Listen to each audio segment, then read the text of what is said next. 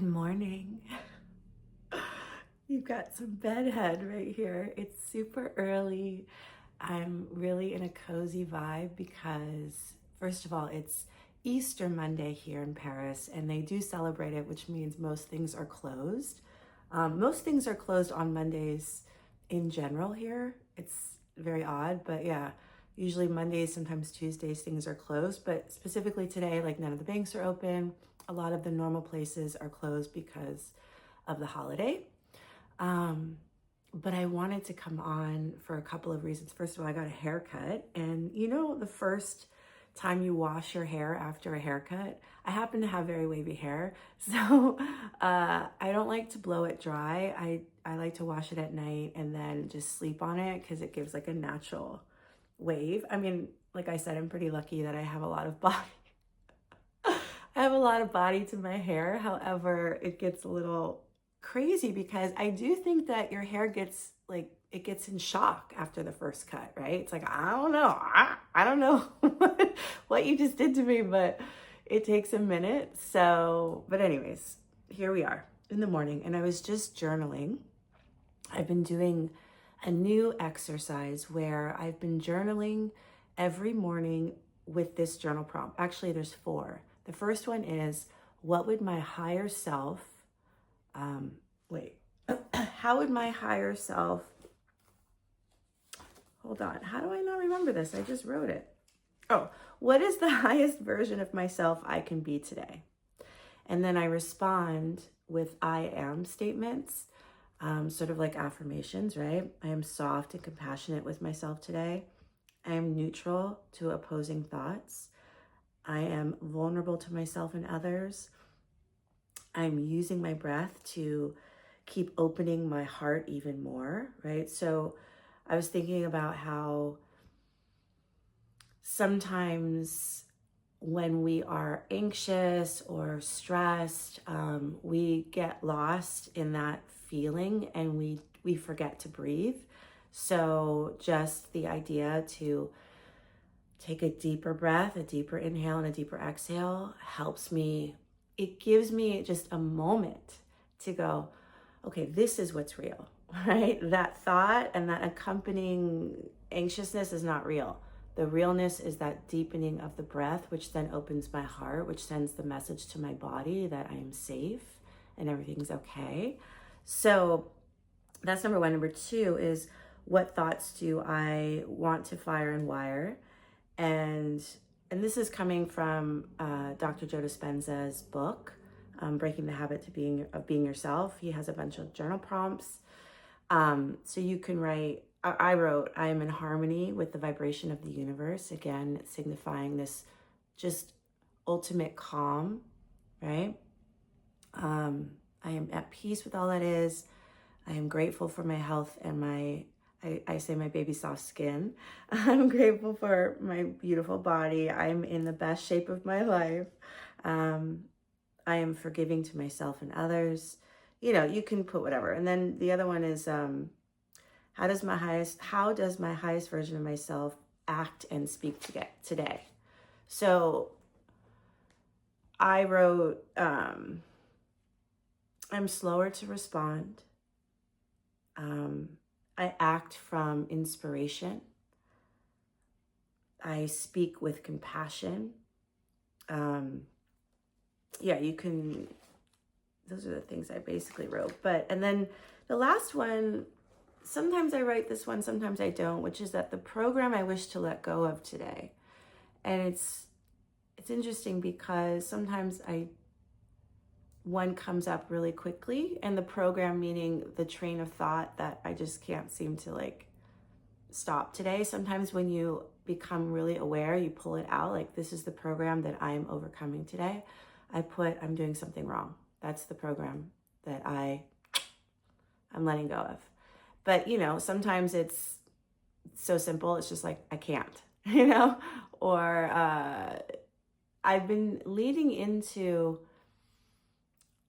instead of saying, oh, it's the mind or it's the program, I call it the personality. The personality thinks that she is too tired to do X, Y, and Z. But actually, I know it's for my highest good to do this thing. So I'm going to do it. So I override the personality. Because to me, what I love about Dr. Joe Dispenza's work is he says, your personality creates your personal reality. So if you want to change, most of the time you're changing your personality, right? The personality that has all the preferences, right? I can't do this because blah, blah, blah. Or it has all the judgments, or it has all these like curriculums, and not that it's bad to have preferences and all those things, but to be aware that a lot of the time it's actually keeping you stuck and from moving on or from expanding or growing. So most of the time I'm doing the opposite of what the personality wants to do. Most of the time, right? I'm getting much better at that. And that was sort of what I did. I don't think I spoke about this, but when I turned 40, which is kind of interesting, I decided to take this big, I gave myself another challenge. I love a challenge. And I stepped into fear 40 different ways when I turned 40. And part of that was booking a solo trip to celebrate my birthday here in Paris. So I came here actually when I turned 40, and it was that trip, that first moment when I'll never forget it, when I got out of the cab and I remember looking up at the beautiful apartment building that I was going to be staying in, in an Airbnb. And I was like, oh my God, I can live here. Like I just had that visceral feeling like I can live there. I can live here. But I had no idea how that was going to happen because I don't speak the language. I was a yoga teacher in New York. I was like, it just felt like this far off dream that I just had no idea, it seemed impossible. And so, but that journey of stepping into fear, and it wasn't just fear, it was, I'm going to do something every day that scares me, that brings me joy that I've never done before. So I had these like specific criteria. So basically I was essentially doing what I'm talking about, which was ignoring the personality that would just sit quiet or not get up and grab my guitar and sing on the street, or not ask that cute guy for a kiss on the cheek, or blah, blah, blah, right? All the things that hold us back, that first voice, that really our true voice, I was only listening to that voice and letting go of all the, I can't, no, I'll look stupid, da, da, da, da. And by doing that, I spent a year doing that. I did all kinds of crazy things. I remember when I was here for that 40th birthday, one of my fearless acts was to introduce myself to 50 people, which is so crazy, right? But I remember I was sitting in a boulangerie, I was eating something, and I saw this group of guys. There was like 4 of them, and they were British. They were speaking English with an accent, and I was like, okay, I'll start with them. There's 4 of them, right? And I'll just make my way throughout the day. Well, let me just tell you, I didn't get past that table because one of the guys, actually, we ended up having this like really sweet romantic day. And so there you go. But all of that occurred because I was introducing this new way of living, which was, I'm going to act strictly from inspiration. I'm going to ignore that voice that's telling me I can't do something. And it just became this really fun experiment. And that's really when I realized, oh my God, there's a whole different way of living, right? Because magical synchronicities and miracles started to occur because I was just following this intuition that I had, and I wasn't doing anything, right? That's why I think it's so important to remember it really, I'm trying to think of the best way to describe this.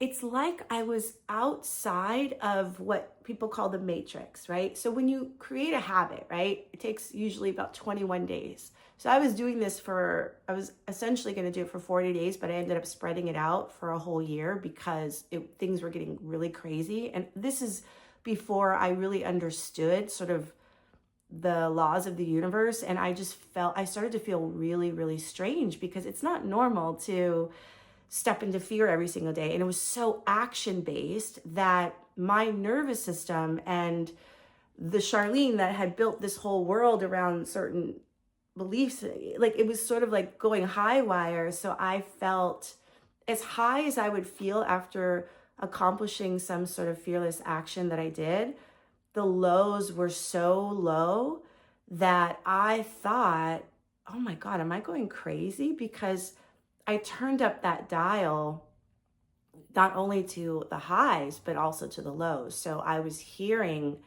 on repeat just these crazy loops of negativity, of I'm getting hot. I just had maybe this was a hot flash, who knows? But I just had a hot coffee. I think it was a hot flash. Anyways, but that extreme, right, of the polar opposite was so intense that I had to go, okay, for my sanity, I need to like slow this down so that I can process, because yeah, it was getting too intense. So what was the point of that? I think what I was trying to get at is that, yeah, I felt very much like I was observing life from this other state, which I guess you can call even a dimension, it's other dimension. And then there was the version of me that when I was in life, there was still a part of me that was outside of it looking in. So I was becoming really, if I think about it now, sort of split, like I was becoming the soul or the higher self more than I was the personality. So I had this weird, I just kept calling it, I feel so weird. Like it was just strange. Now looking back, I can understand it on another level, because I really got how, oh, we are truly creating our reality. And when we stay stuck in the program or the personality, it's very hard to see that it's something that we're doing until you get that higher awareness, right? So that whole year, so many things manifested that I didn't have an intention. I think my intention going in was like, I want to fall in love with someone.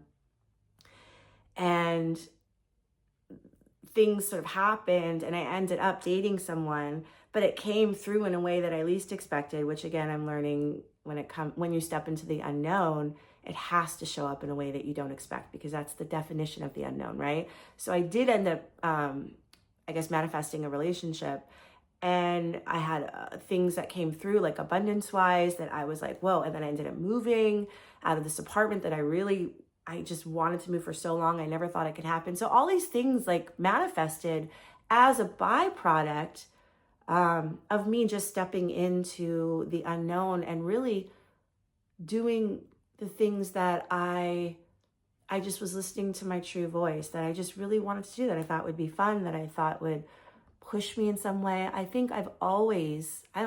know I've always been obsessed with human potential, and obviously specifically my potential.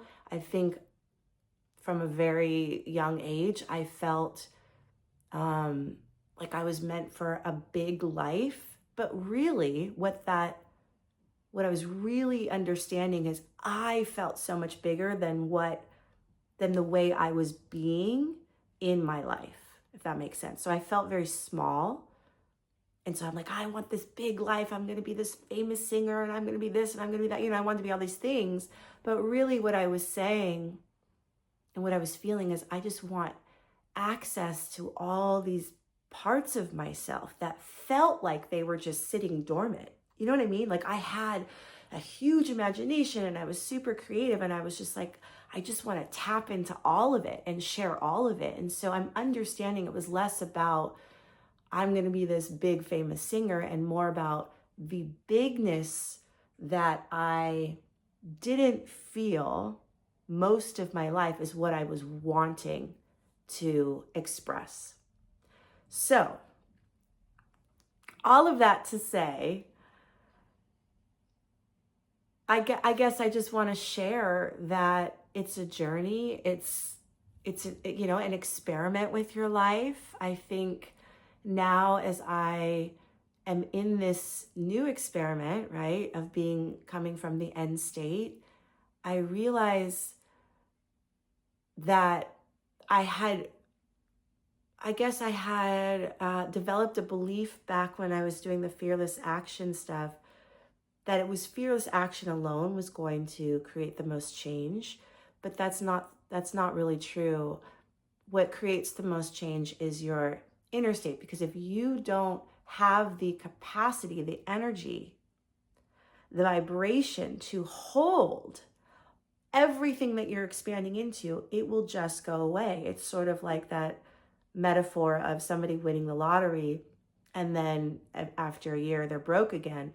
Their energetic state doesn't have that, or didn't expand enough to withstand or to hold all of that expansiveness, so you can just shrink again, and that's what I experienced after a year of stepping into fear. I expanded, relatively enough, and then it was like I still kind of contracted, right? After a few years, we're always progressing, but I definitely shrunk back.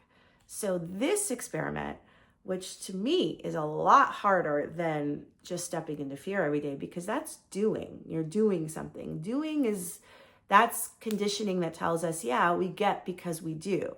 This is about not going out there and getting anything, but really, what state am I coming from when I take this action? And let me get and line up with that state every single day, every single moment. And that has been where the most